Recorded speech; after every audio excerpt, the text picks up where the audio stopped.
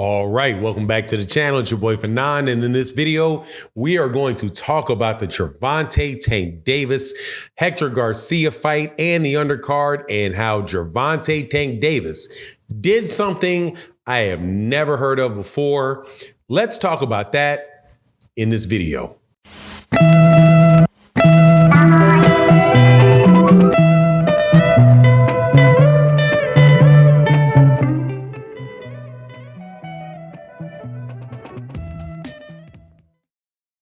All right, welcome back to the channel. It's your boy Fanon, and in this video, we are going to be in the 135-pound division. Just got done calling the fight for Gervonta Tank Davis versus versus Hector Garcia, and one of the best cards I've seen in a long time. Really enjoyed it. Gervonta Tank Davis, though, did something that I have never heard of before.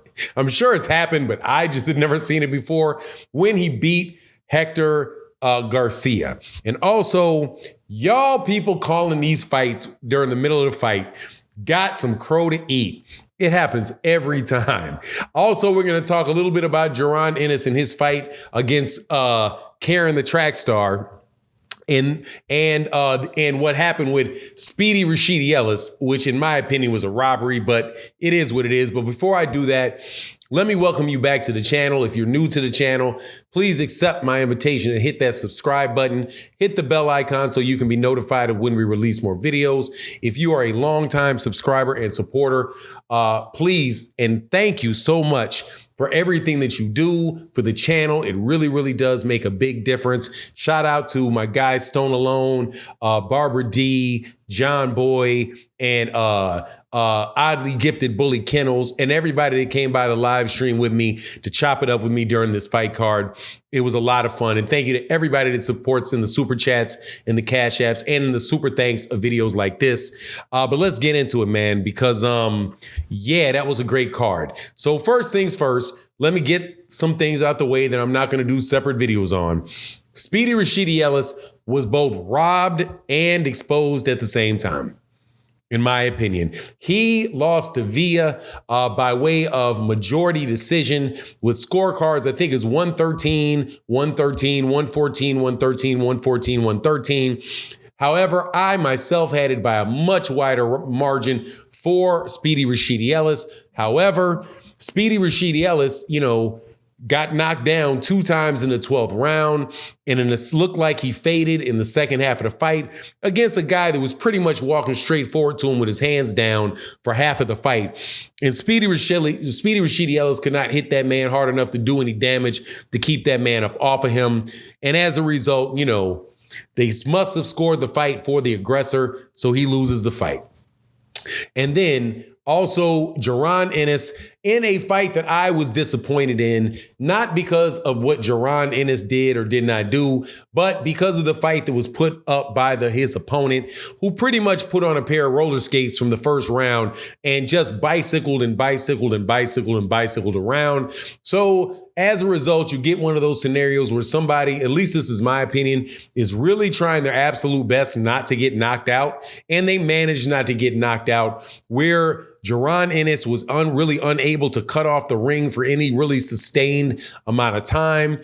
But he won the round. He won the fight 12 rounds to nothing. But it was just, you want to see a better fight, right, than that particular fight. I'm sure there are people going to be pointing at Jaron Ennis and talking about, was he ready for Spence? Is he ready for Crawford? My take on the matter is that, look, unless Terrence Crawford is going to run around the ring for 12 rounds so he can get a unanimous decision loss, I ain't putting too much stock in that fight. Unless Errol Spence Jr. is going to be running around the ring, roller skating, moonwalking, doing whatever, crip walking all around the place and throwing the occasional punch, you don't have to worry about that because those guys are going to come to fight. So if they come to fight, there's more opportunities for Jaron Ennis to do something.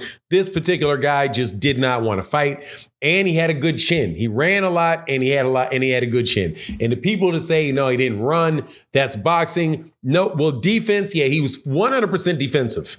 is the way, if you want to say that. He was 100% about his defense and wanted to make sure that he used his defense, and that's all he wanted to use, because he didn't do any clean, effective clean and effective punching, and he had absolutely no aggression, let alone effective aggression. So that's what that is. Now, excuse me. As far as the Gervonta Tank Davis fight, this guy to me has definitely proven to me that he needs to be in any reasonable person's top 10 pound for pound. Once again, this dude comes in there, fights a top-notch fighter in Hector Garcia. This dude was nobody's sparring partner, nothing like that. Very cautious fighter, right? And pretty much over the course of the fight, took the fight to Hector Garcia, who had the height and reach advantage on him, and did, like I said, something that I have not seen somebody do, which is hit somebody so hard they lose their vision in the middle of the round. So I think it was the 9th round. Somebody correct me if I'm wrong, but I'm pretty sure it was the 9th round. Wound up being, actually, let me look at it. Yes, it was. It was the ninth round, because I got my scorecard right here. And but I had Gervonta Davis comfortably up in the fight. Although I must say that I was hearing people coming to my chat talking about how other people were scoring the fight. And I was listening to people in my chat, giving their scorecards for the fight. And dude, Gervonta Davis suffers from the same syndrome that Deontay Wilder suffers from, which is if he doesn't knock you out in a round, people that do not like him give that round to the other guy. Hector Garcia did. I do believe Hector Garcia had some good rounds. I gave Hector Garcia 2 rounds, and I think maybe he could have had 3 rounds. To me, the second round, very little happened. Very little happened in the first round or the second round, right? I thought Gervonta Davis with his jab won the first and the second round, but if somebody said no, they gave it to Hector Garcia, I wouldn't really be too upset about it. But after that, I think I gave him the 8th. I gave him the 7th round. But you could see as the fight was continuing and going forward that Gervonta Davis was really starting to break him down and being aggressive and hitting him with really big shots. Also, Hector Garcia had a problem that Hector Garcia could hit Tank cleanly. However, he couldn't hurt Tank. But when Tank hit him, you could definitely see on several occasions that he took stumbling steps back. And he didn't have the devastating knockout where he laid the guy out, right? He winds up hitting him in the 9th round. And you could see that something was wrong with him when he went back to the corner. But then you hear out of the corner that he says, "I can't see." So the corner throws in the towel at the end of that, round. And so therefore you get the technical knockout for Gervonta Davis. And so I'm telling you, man, power is a very, very, very serious thing, bro. And that was a southpaw on a southpaw matchup, which is definitely not an easy thing to do. Because, the question is, southpaws aren't used to fighting southpaws.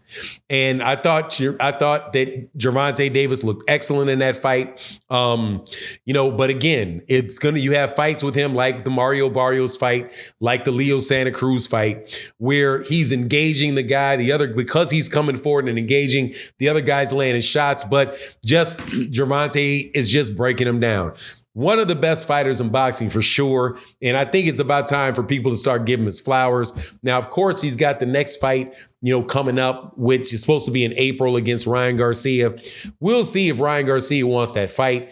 My personal opinion is that Hector Garcia fight is going to be a more difficult fight than the Ryan Garcia fight is, because Hector Garcia, I think he's a better fighter. And Gervonta Davis also has some of the same disadvantages against Hector that he has against Ryan Garcia, which is height and length. The only difference is Hector Garcia is a southpaw, and also Hector Garcia uses a very educated jab, less so for Ryan Garcia. Now, the big thing that Ryan does have is Ryan has really like a whiplash type of left hook, right? However, he's going to be fighting a southpaw in Gervonta, and Gervonta's not only shown that he has a chin, but Gervonta's also, his hand speed is just bananas. And And Ryan Garcia is not somebody that is really going to be fighting off the back foot. He's somebody that's going to be coming forward. But, all in all, man, I really enjoyed the fight, the night of boxing.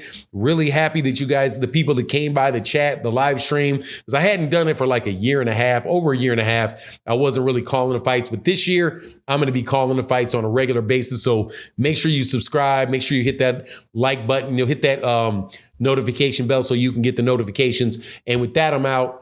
Deuce.